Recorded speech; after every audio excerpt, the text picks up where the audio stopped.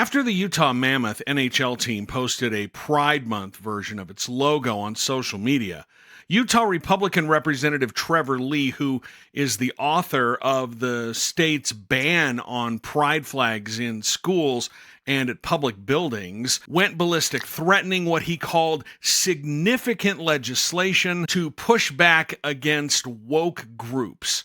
Now, we don't really know what Lee means by this, and he won't elaborate, but I have an idea, and we'll get to that in just a second. Lee being triggered by this pride flag mammoth logo is unsurprising. He has a very long history of making anti-LGBTQ statements. Now, because Lee is threatening to use government force to crack down on pride flags, the Utah Mammoth is a privately owned organization, I think it's worth going back and revisiting his history of homophobic and transphobic behavior. When Lee first ran for the legislature in 2022, I uncovered that he was behind an anonymous Twitter account that was littered with hate-filled posts attacking the LGBTQ community. This post about corporations celebrating Pride Month says, "Separate the wheat from the tares," which is a biblical reference symbolizing the separation of good and evil. Lee responded to another post calling Pride Month satanic by saying,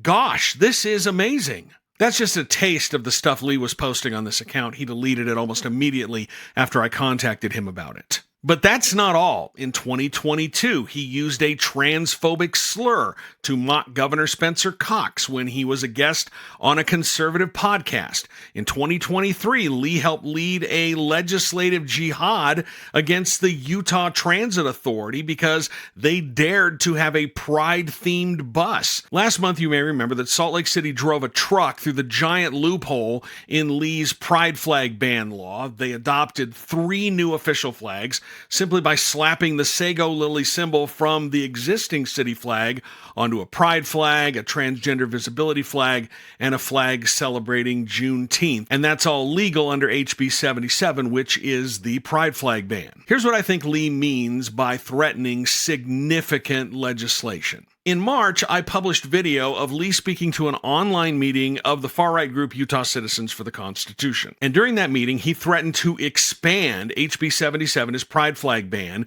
into a, quote, more blanket ban if public officials or teachers found a way to circumvent the law. If this doesn't fix a lot of those problems, and we are seeing teachers then starting to push, pins and stickers and banners, it's going to be really easy to go back next year and say, hey guys, you knew what we were doing with this stuff.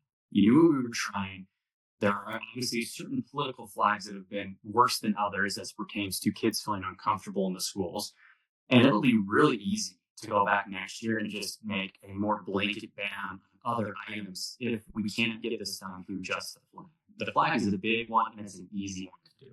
I don't know how he's going to get around that pesky First Amendment, but I think this is what he's planning in response to Salt Lake City finding that loophole. As soon as I find out any more information on that, I will let you know. Just a reminder to please like and share my videos and subscribe to my newsletter. The link is in my bio.